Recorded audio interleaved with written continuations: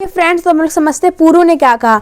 अगर हम ऐसी गलतियां करके 1000 बार पकड़े गए और इसके बाद हमें फिर अवसर मिले तो हम फिर ऐसी गलती करेंगे। इनके लिए हमें जरा भी पछतावा नहीं होता। पछतावा कायरता के लिए है, वीरता के लिए नहीं। वीरता कभी नहीं पछताती। तो पुरु ने बहादुरी से कहा कि पछतावा होता है कायरता के लिए, वीरता के लिए नहीं होता है। तो फिर सिकंदर क्या कहते हैं, हमने बादशाह बहुत देखा है और बहुत से बादशाहों को हराया भी है, लेकिन जुपिटर की कसम हमने आज जैसे बहादुर और दिलेर बादशाह आज तक नहीं देखा। पुरु ने कहा मुस्कुरा के क्या कहते हैं, हमने भी बहुत से महाराज देखा है और बहुत से महाराजाओं को से राज छीना है, पर तीर और तलवार की सौगंध हमने भी आप जैसा ओछा और घमंडी राजा आज तक नहीं देखा। वो जो पुरु थे उनकी बेइज्जती करते कहते हैं कि हमने बहुत सारे राजाओं को देखा और उनका जो है साम्राज्य को भी जीता है, लेकिन आप जैसा घमंडी और ओछा राजा को नहीं देखा। मतलब छिछोड़ा जैसे होता है वैसा राजा। सेल्यूकस अपनी तलवार निकालकर आगे बढ़ता है। तो सेल्यूकस उसको गुस्सा आता है कि महाराज के बारे में इतना बुरा पुरु बोल रहा है। तो वो क्या होता है कि वो अपने तलवार लेके आगे बढ़ता है। देखते आगे क्या होता है। अब देखते हैं सेल्यूकस ने कहा, अदब से बात करो, मतलब तमीज से बात करो। तुम जुपिटर के बेटे और यूनान के सबसे बड़े बादशाह के सामने खड़े हो और उनके सिपाहियों का खून गर्म है। मतलब वो कह रहे हैं कि तमीज से बात करो। आपके जो जुपिटर के बेटा और यूनान के सबसे बड़े इंसान से बात कर रहे हो। तो समर भी तलवार पर हाथ रख कर उठाना चाहता था, मगर रुक जाता है। जो समर था पुरु का बेटा, वो भी गुस्सा हो गया, तलवार पर हाथ रख के उठाना चाहता था, बट वो रुक गया। ठीक है। तो सिकंदर तार जाता है और मुस्कुराता है। सिकंदर जो था वो समझ जाता है क्या हो रहा है, वो हंसने लगता है। मगर समर नहीं जानता कि सिकंदर ने उसे वहां देख लिया है। समर को पता नहीं था कि सिकंदर उसे देख लिया, सिकंदर ने उसे देख लिया था। वह उसी तरह निर्भयता से बैठा रहता है। राजा पुरु सेल्यूकस की तरफ देखते हैं और कहते हैं, पुरु बेपरवाही से, तुम कौन हो जो इतना भी नहीं जानते कि जब दो राजा आपस में बात कर रहे हो तो बीच में बोलने से दोनों का अपमान होता है। अगर तुम हमारे आदमी होते तो हम तुम्हें दरबार से निकाल देते और कहते, जाओ दरबार से बेसमझ और बेअदब नहीं रह सकते। यूमनीस हैरान होकर देखता है। समर का चेहरा अभिमान से चमकने लगता है। दरबारी डर जाते हैं, वे नहीं समझते अब क्या होगा। सिकंदर, सेल्यूकस तुमने गलती की है, महाराज से माफ़ी मांगो। सिकंदर जो है कहता है कि सेल्यूकस तुमसे गलती हुई, तुम महाराज से माफ़ी मांग लो, मतलब पुरु से माफ़ी मांग लो।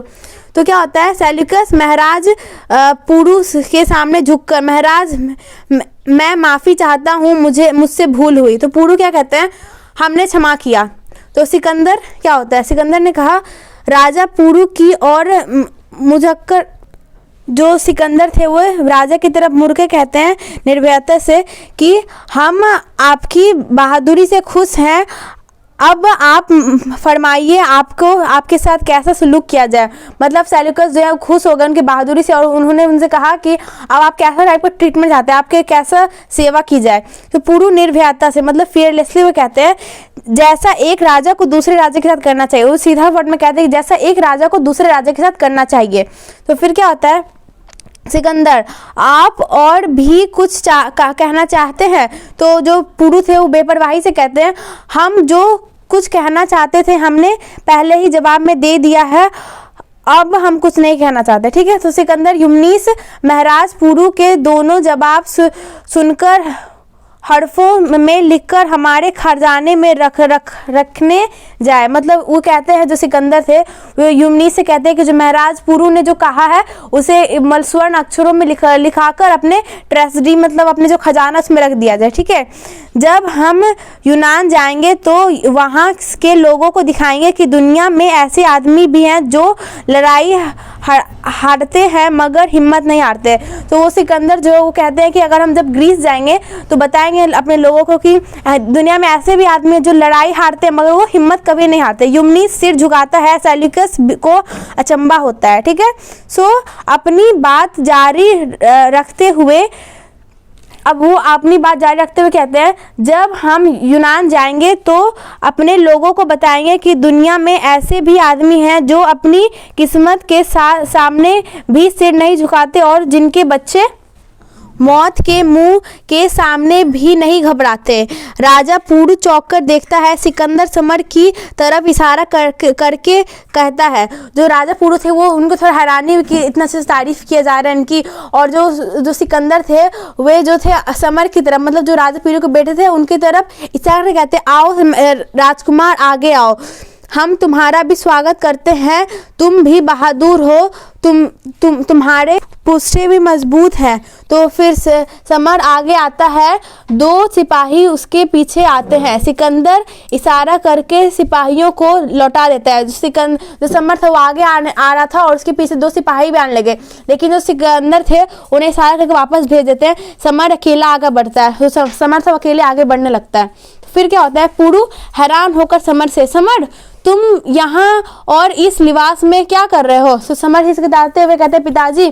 तो सिकंदर जो है बात काट के कहने लगता है, बहादुर बाप का बहादुर बेटा बाप की गिरफ्तारी के बाद आराम से घर में ना बैठ सका और इस लिबास में हमें कत्ल करने आ गया। जो सिकंदर थे वो वही उनकी बात काट के कहने लगते हैं कि ऐसा क्यों है, जो बहादुर बाप का बहादुर बेटा, और वो जो उसके पापा गिरफ्तार हो गए थे पुरु, इसलिए उस घर में शांति से नहीं बैठ पाया और लिबास मतलब अपना कपड़ा बदल के वहाँ पे साम्राज्य में आके बैठा हुआ था और वो सिकंदर का कत्ल करना चाहता था, ऐसा वो सिकंदर ने कहा। समर ने, लेकिन किशोर हमारी आंखें ने तुम्हें पहचान लिया।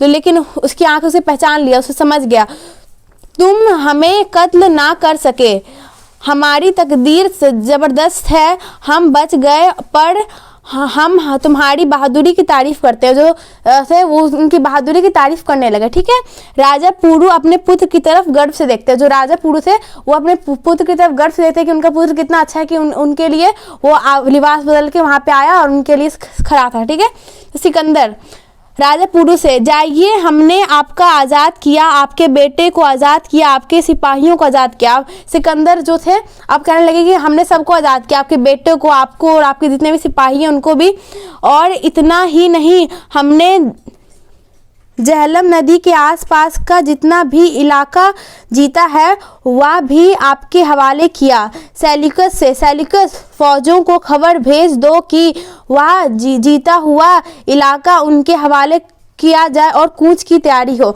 अब सेल्यूकस से उन्होंने सिकंदर ने कहा कि जितना भी जीता वो हवाला जो जगह है झेलम नदी के पास वो सब पुरु को दिया, पुरु जो राजा थे उनको दिया जाए और फिर वो कूच की तैयारी करने, मतलब वो फिर दूसरे जगह जाने के लिए तैयारी करने लगे। तो इसमें सिकंदर मेनली जो है ये अलेक्जेंडर, इसको हम लोग कहते हैं अलेक्जेंडर द ग्रेट, तो मतलब ये सच में बहुत अच्छे इंसान थे, लेकिन इन्होंने